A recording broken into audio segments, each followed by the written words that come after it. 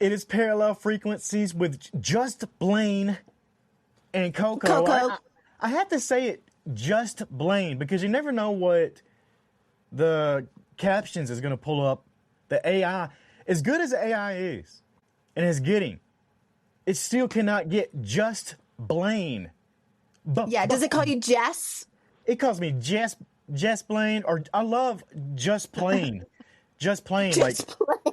That's my favorite one right there. Nothing could be further from the truth than branding you as Just Plain. But it does. It likes to say that about me. But it has started capturing, when we talk about our freaks out there, as FREQ. And I do love that. So good. Yep. We love our freaks, and we love being freaks. And that's right. We are the weirdos, mister. Like we saw in, remember, I always love going back to that moment. Favorite lines of a movie all time, The Craft. We are the weirdos, mister. Who was it that said it? Which character was it? She got off the bus. Nancy. That's right. Nancy's character. Frieza Balk is the actress's name, but in that goth makeup, in that emo goth makeup, it just hits just right. I wish I had that kind of audacity to be that person that can be like, we are the weirdos. I look a little too, what was the main character? Sarah, right? Yeah. I'm a little more in that realm of like, I look innocent. Yeah, you do have that. I'll just say it. That white girl look. Like she's not going to be much trouble. And you don't have the crazy eyes. I'm going to get too far. We're going to get hate mail if I keep going. But yeah, you do look pretty innocent. I accept it. Yep. Yeah. I'm more of a Karen than anything. I'm probably. We did that movie though, The Craft. That was fun. And we did it with another movie. Was it the Teen Witch? And we talked to Robin Lively. Remember that? Yes. It was. I think it was The Craft and Teen Witch were partnered up in that episode. So that's definitely one to check out for our audience. Yeah, for sure. Did you know Scream 7's coming out? Oh, I saw that trailer. Yeah. And you're excited. That's the thing. I'm very excited. I felt the same way. I was like, Scream 7. And most of the time you see a 7th sequel of something, you're like, oh my God, again? But maybe the nostalgia in me was like, oh my God, I cannot wait. Yeah, it looked really good. And I will be honest, I'm just going to be perfectly frank. I had no idea we were on 7. I have no idea how many I've watched or have missed. I don't know, but I'm paying attention now. So that marketing is working. You should go check out the other ones if you haven't seen them. I don't know if this one will need you to have seen them, but they're all Scream at the core. And I love that. That's one of my favorite horror movies out there. It changed the genre. It really did. Maybe we'll break down Scream 7. Maybe we'll force ourselves to go to the theater and see it. I think it comes out later this month. I think it's February. Oh, yeah. Let's meet at the theater. Let's go. That'd be a good time. If you haven't seen some of the other ones, though, go check them out. Yeah, my favorite character from Scream, David Arquette.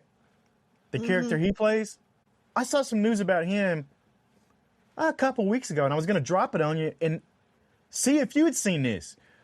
He is now doing a Bob Ross class. He is teaching the joy of painting like Bob Ross. And he got certified by Bob Ross experts or whatever to offer this course. Have you seen this? Wow. Yeah. No, as an artist and an art teacher, that makes me so happy. Nobody's better than Bob Ross. And Why? I could see David Arquette. I could see it. Yeah. Why do lots of artists out there and art teachers give Bob Ross a hard time? Because I've heard how people have hated on him, or when he was doing it on TV back in the day, everybody was just brushing him to the side like, who is this guy? Why? Yeah, I'm sure it would take somebody way more technically trained than me to give their opinions about his art or his technique or whatever it is. But here's what I have to say about that, if anyone cares. Bob Ross is a legend, and don't mess with him. Like, don't mess with Mr. Rogers. Don't mess with my Bob Ross, because he was teaching it in the way that I teach, which is, I don't really care if you're good or not. all I care about is that you're here trying. And he Yeah. made you feel good about getting out there and like, look at you. Look at you trying. Look at you making happy little trees. I don't care what your trees look like. I'm just proud of you for being here. And I love that way of teaching art. So, the critiques can move along. That's right. Happy little mistakes. That's what he said all the time. Happy little mistakes. I'll always love that because that's a life lesson. He's not just talking about what they're putting on the canvas. That's a life lesson. To all the critics of Bob Ross over the years, I can't name one of them. And they might be the best expert in painting. But I guarantee you that Bob Ross has brought more people to the art world than that critique, that expert out there. So like you said, F them. Right. It made art fun, and it taught art as life, which is what I do in emotional healing and through art is I teach students as young as 5 and all the way up through to adults. I just say your life is a canvas. What you do every day is art, whatever that looks like. So why not engage with art, actual visual art, in the same way? If you're frustrated with life, you're going to be frustrated with your painting. If you're frustrated with your painting, you're going to be frustrated with life. So it's all That's connected. absolutely right. That's facts right there. And there's also a podcast that goes along with this with David Arquette. I don't know if he's hosting every one of them, but it's listed on his site, and it's The Joy of Bob Ross podcast. So go check that one out. And that's a perfect segue to Just Blane's Trailer Park. We're going to fire off a couple trailers. Me and Coco will react to them. Not in a bad way. Like I said, we've yet to have one that I've heard that I'm like, oh, that's the worst thing I've ever heard. It's not going to happen. Yeah. We're going to do the same thing that Bob Ross does. We're going to go, good for you making a podcast. Look at you. Good happy job. Little mistake there. A happy little mistake could be a podcast. We should have called this podcast Happy Little Mistake. I hope not. No, right? Well, you know what, though? Let's find what our first podcast trailer is going to be here. Let's play this first one right here, Coco.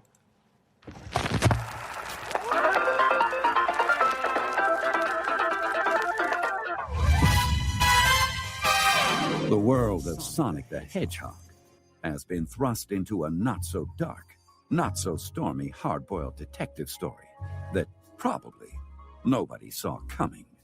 This show has it all. Massive mystery. By the way, there's a big mysterious package out here for you. Investigative intrigue. Chaos erupted at the City Museum this morning when an unidentified red intruder burst in and stole a priceless relic. Guys, I found something. Thrilling action. Watch out, Tommy! It's gonna try to flatten us! Well, if that thing hits either one of us, we're pancakes. I'm gonna try and sting its head. No! Tommy, wait! And saxophones. Lots of saxophones. Follow Sonic and the intrepid Chaotix detective agency as they take on their biggest case yet.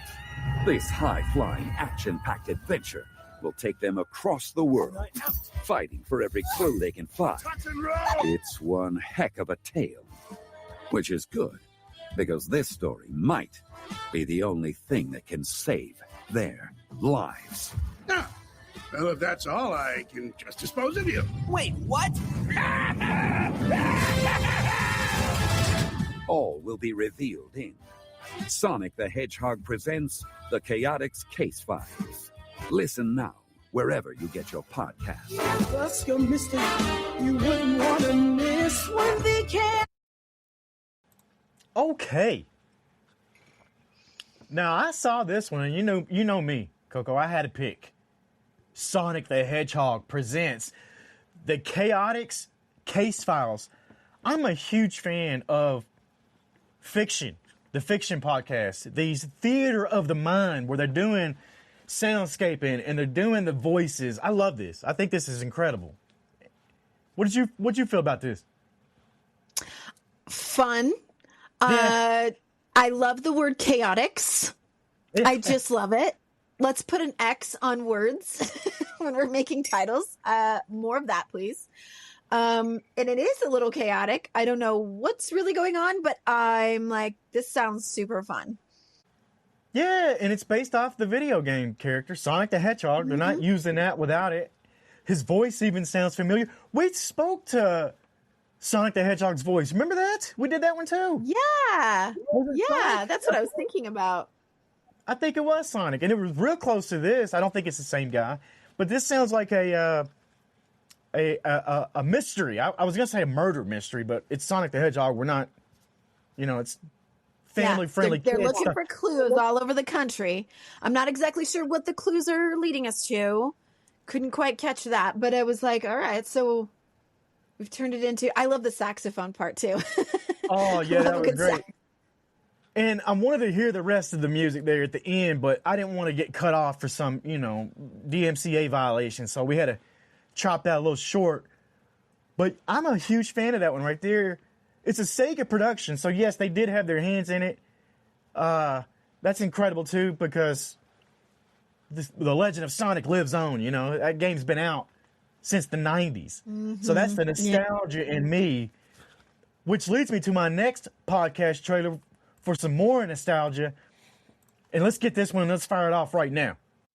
Oh, yeah, and you erased from the history of feminism, which that cracks me up. I've never mentioned in anything about women who are pioneers in media. I've never mentioned there. I've never mentioned in anything anymore. I've been socially erased everywhere. People I actually opened doors for or gave careers to, they never mentioned me. Au contraire, mon frere.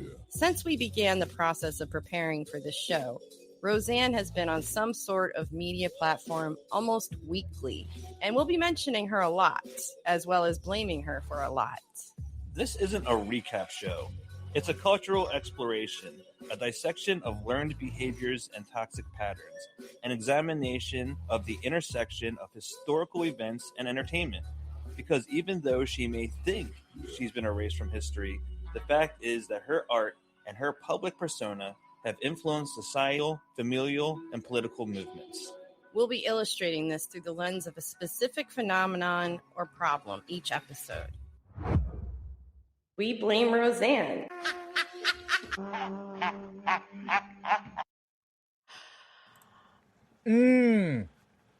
What? Wow. What a concept, first of all, for a podcast. Yeah. For somebody who you heard her own words there had been erased from history, to get your own podcast to tell you that you're not erased from history, that's wild in its own. Yes. And it sounds like a lot of duality on for good or for bad, the influence of Roseanne and the show and anything that she put into pop culture. They're going to outline all of it. I mean, they're not going to shy away from the real, all sides and all angles, which I think is absolutely fascinating. Same here. She made the political statements and went off the political deep end at some point, depending on which side you're on. It's, it's one of those kinds of things, but controversial for sure. Controversial, but she's right though, in her own words. She's right. You can't erase her from history, but you also can't take away what she has stood for and done in the past. So, should she be mentioned in the same names with Oprah and people like that? Maybe. But it doesn't mean you're a good person. Yeah. It doesn't mean you're doing the right things. It doesn't mean all of that. And I'm not just saying that for Roseanne. I'm saying that for anybody like that, So, and when you get political,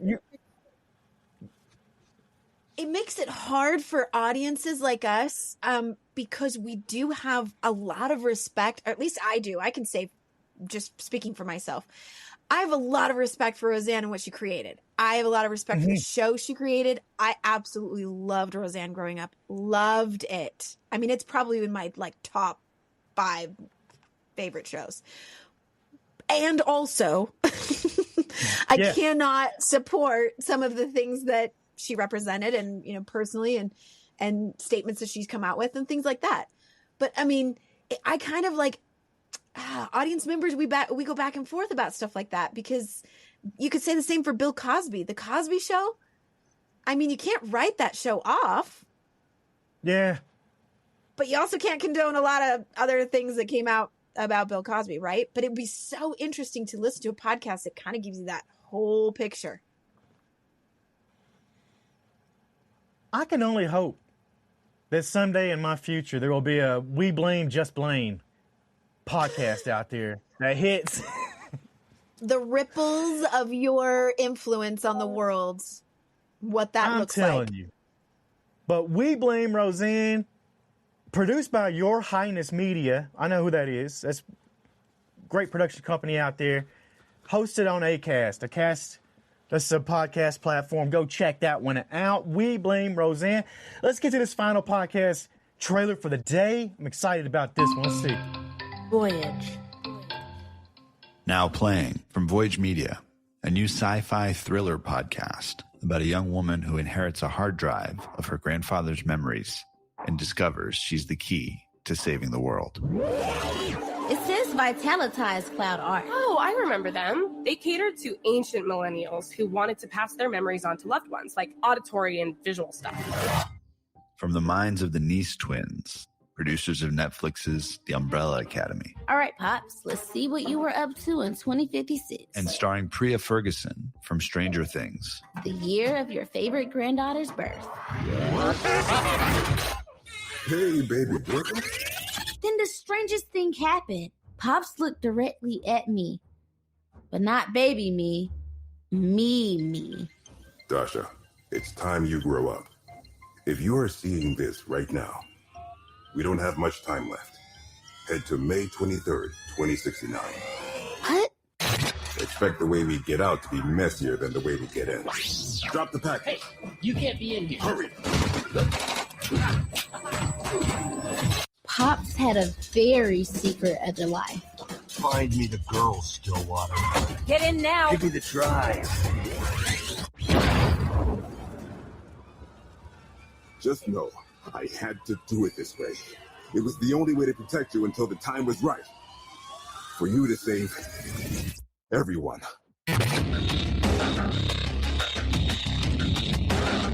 A memory box that leads to a global conspiracy that could kill us all, unless Dasha can stop it. From Voyage Media, producer of the #1 hit science fiction podcasts Sanctuary and Elucidity, a new sci-fi audio drama, Hard Drive. Available now on Apple Podcasts, Spotify, or anywhere you listen to podcasts.